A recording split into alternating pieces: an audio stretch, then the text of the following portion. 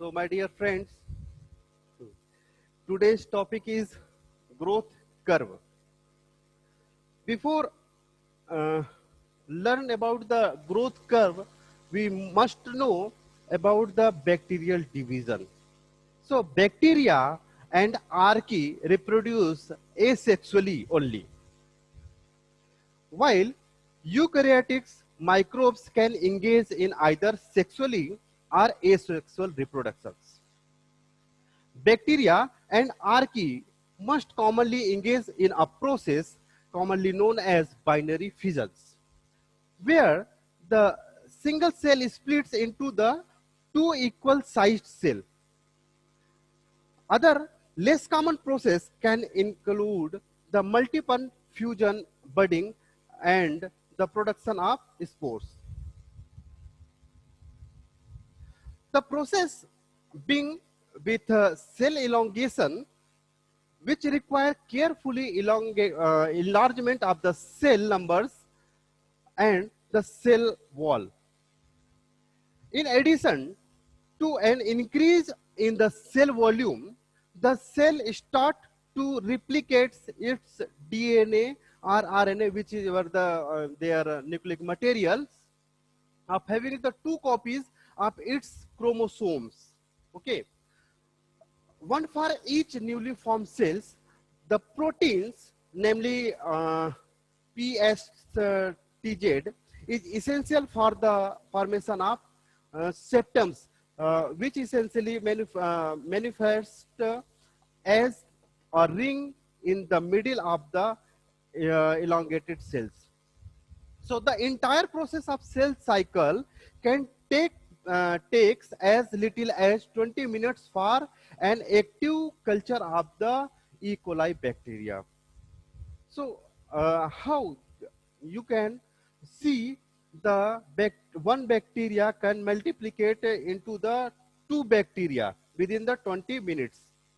So, for understanding how the bacterial growth is going on, we must know about the growth curve of bacteria.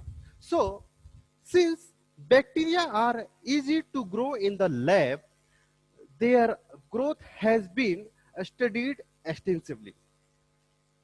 It has been determined that in a closed system or batch culture, where no food added, no waste removed, bacteria will grow in a predictable patterns, resulting in a growth curve composed of four distinct growth phases, where the name is the lag phase, exponential phase, which is also known as a log phase, stationary phase, decline phase, or death phase. This growth curve can yield generation of a particular organisms the amount of the time it take for the population to double. This is the growth phase.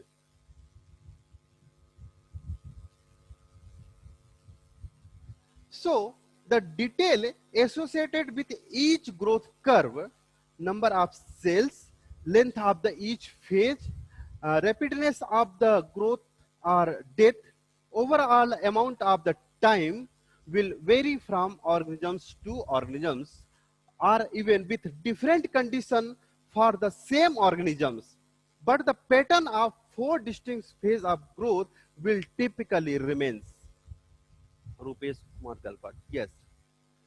So for that, we will discuss about the first phase, that is the lag phase. Okay. The lag phase is an adaptation period for the any kind of bacteria, where the bacteria are adjusting to their new conditions. The length of the lag phase can vary considerably based on how different the conditions are from the conditions that the bacteria comes from, as well as the condition of the bacterial cells themselves. Actively growing cells transferred from one type of media into the same type of media. with the same environmental conditions will have the shortest lag period.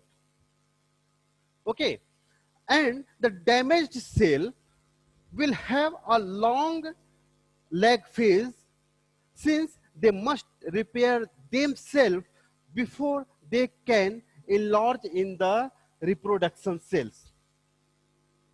So the typically cells in the lag period are synthesizing DNA, enzymes, and essential metabolites that might be missing from their new environment, such as growth factors or macromolecules, as well as adjusting to environment change, such as change in the temperature, pH, or oxygen availability. They can also be undertaking any necessary repair of the injured cell. Now come to the exponential or log phase. As the name is declared that exponential means exponentially doubling. One cell become 2, 2 to 4, 4 to 8. This is the exponential conditions. Mathematical expression is there. So once cell have accumulated all that they need for growth, they process into the cell division. The exponential or log phase of growth is marked by the predictable doubling of the population, where one cell become 2 cells, become 4, become 8, etc. Conditions that are optimized for the cell will result in very rapid growth and a steeper slope of the growth curve. This is the exponentially growing, so that we can say that this is the steeper phase. Since while less than ideal condition will result in the slower growth. Cells in the exponential phase of growth are the healthiest and the most uniform, which explain why most experiments utilize cells from this phase. Okay.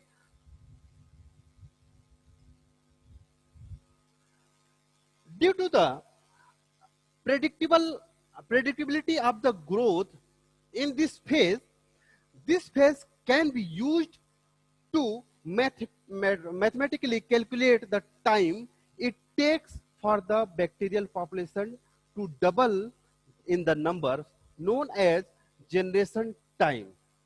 This is the generation time. So this information is used by the microbiologist in basic research as well as in the industry in order to determine generation time. The natural logarithms of cell number can be plotted against the time. Now come to the third phase, that is the stationary phase. All good things must come to an end.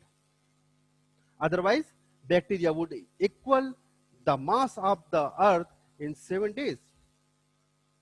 At some point, the bacterial population runs out of an essential nutrients or chemicals, or its growth is inhibited by its own waste product. It is closed container, remember, or lack of the physical space causing the cells to enter into the stationary phase. All this point, the number of new cells being produced is equal to the number of cells dying off.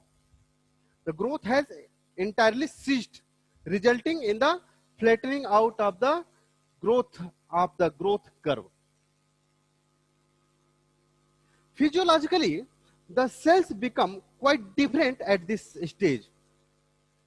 As as they try to adapt to their new starvation conditions, the few new cells that are produced are smaller in size, with bacilli becoming almost spherical in shape. Their plasma membranes become less fluid or permeable, with more hydrophobic molecules on the surface that promote cells adhesion that aggregations and aggregations. Okay. The nucleotides conditions and the DNA become bound with the DNA binding proteins from starved cells to the promote cells adhesion and aggregations. Okay. Then come to the during the stationary phase, uh, cells are also prone to produce secondary metabolites, or metabolites produced after active growth, such as antibiotics. Cells that are capable of making an endospores will activate the necessary genes during this stage in order to initiate the sporulation process. Okay. Now come to the decline or death phase. In the last phase of the growth curve, the death or decline phase, the number of viable cells decrease in a predictable or exponential fashion. The steepness, last 10 minutes, I am summarizing this one. Sorry. The steepness of the slope correspond to how fast cell are losing viability. It is though that the culture condition have determined or deteriorables to a point where the cells are irreversible harm, since collected from this phase falls to so the growth when transferred to the fresh medium. Okay, it is important to note that if the turbidity of the culture is being measured as a way of determined cell density, measurement might not decrease during this phase, since cells could still be intact. It has also been noted that 100% cell death is unlikely for any cell population, as the cells mature to adapt to their environment conditions. However, often there is a tailing effect observed, where a small population of the cells cannot be killed off. In addition, their cell might benefit from their death of their fewer cells, which provide the nutrient to the environment as they lysis and release their culture conditions.